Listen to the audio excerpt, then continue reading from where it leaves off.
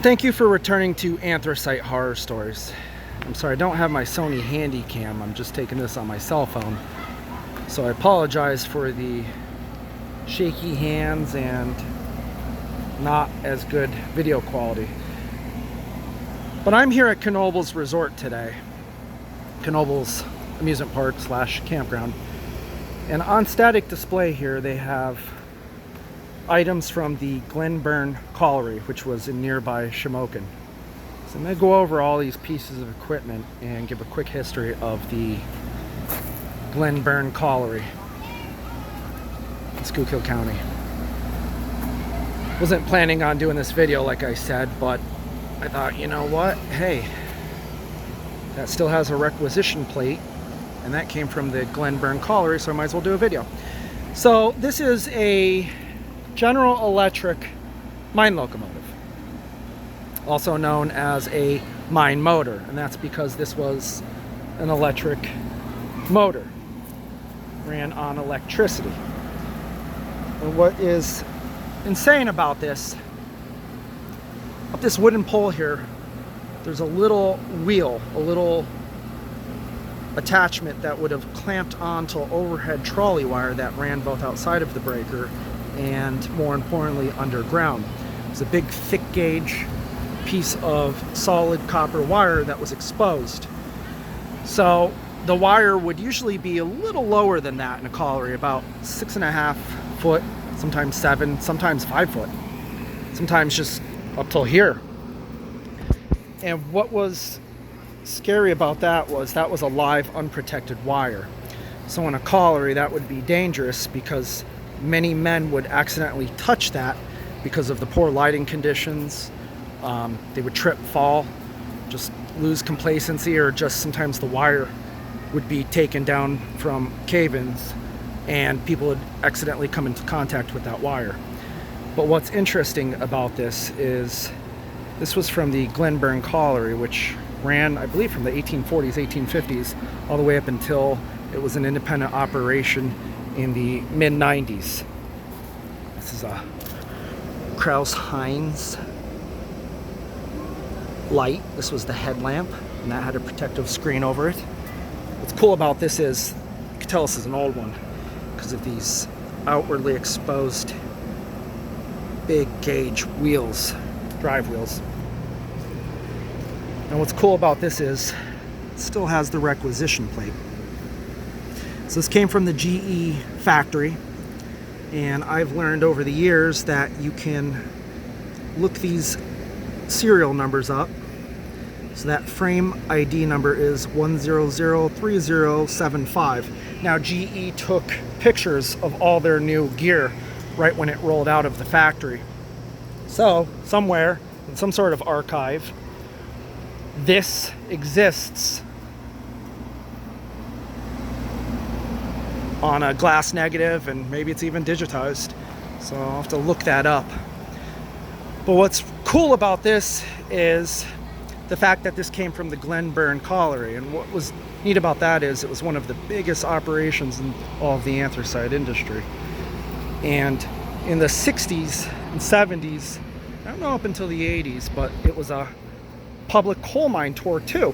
So you could go underground, pay a small fee, and one of these mine motors will pull you in that Mantrip car, one of these Mantrip cars, around a 6-mile long horseshoe route throughout the colliery, and you would get out and take a look at the colliery operation. But you could actually take a public coal tour in an active producing anthracite mine. That would have been absolutely cool.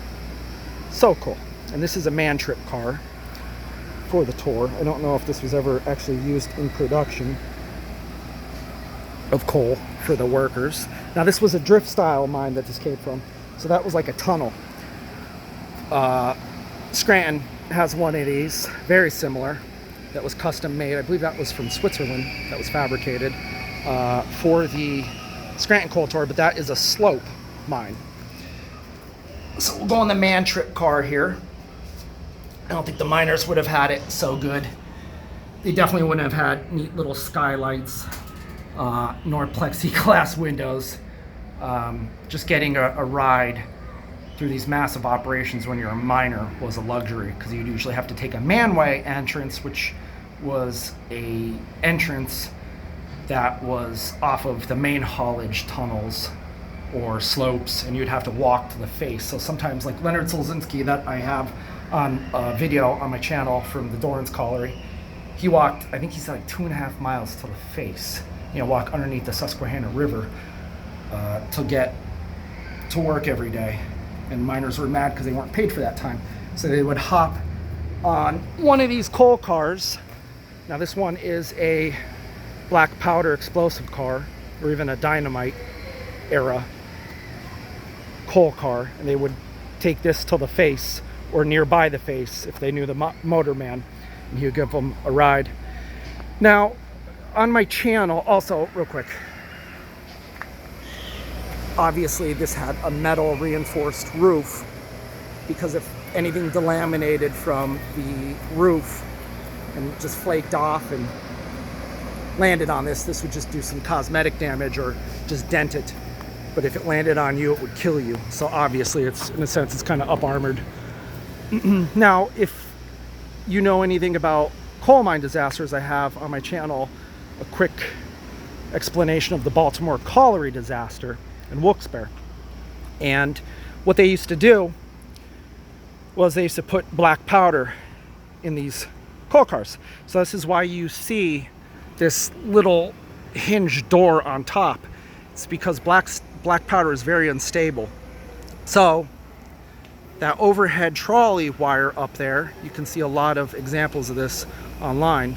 When this was making connection to the overhead trolley wire, it would spark and smoke, and it was very dangerous. In addition to getting electrocuted, you had to worry about the sparks flying back and landing into the powder car, the explosives carrying car. And that's exactly what they think happened in the Baltimore tunnel disaster of June 1919 that resulted in 90 plus miners losing their lives. And officially they said it was someone smoking or whatever, but a lot of people think that that trolley cable came unattached, and through sparking or just the overhead trolley wire itself landing into the explosives car that did not have this protection door.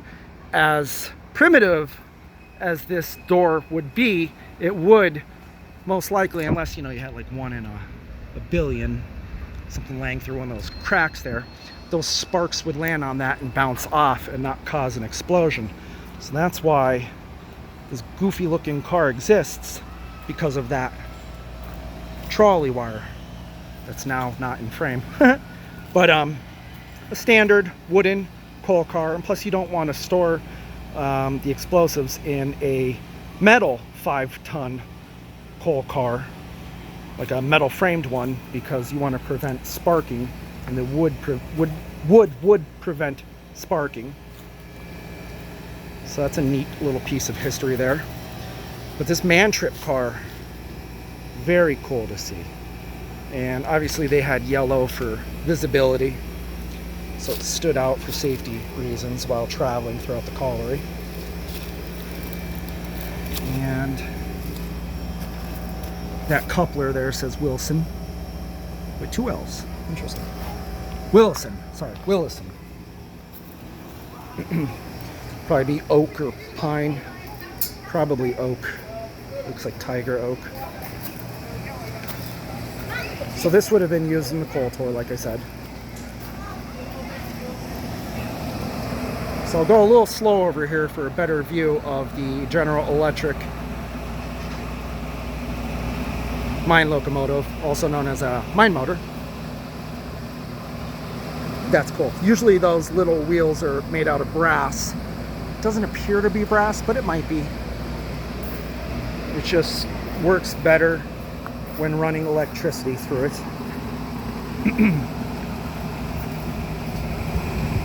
So this thing has obviously seen better days. Sorry about this vent blowing.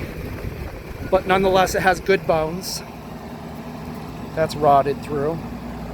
Little coupler there. These wheels are just massive. It's the brake pad.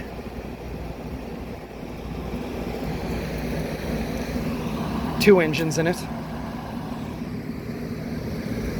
Some wiring. I don't know if that's asbestos or not, or if that's just cloth. Very cool. And the Kraus Heinz lamp is very cool. So they would just put like a regular light bulb in there.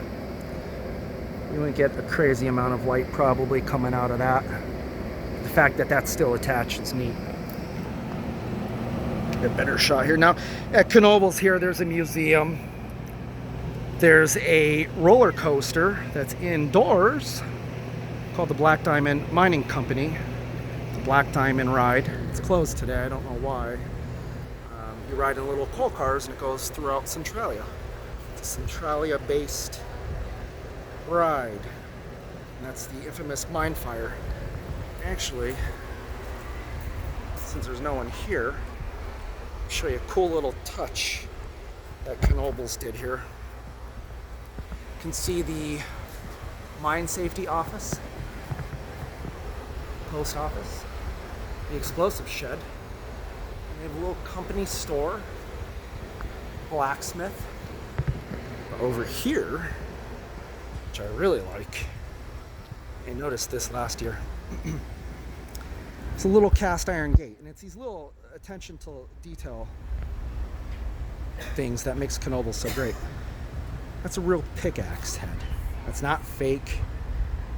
That's real. And I believe I saw a horseshoe here somewhere.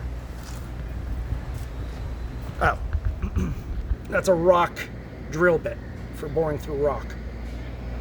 It's a piece of drill steel. So they put an actual, on a cast iron gate, an actual pickaxe, a drill steel, and a rock boring head.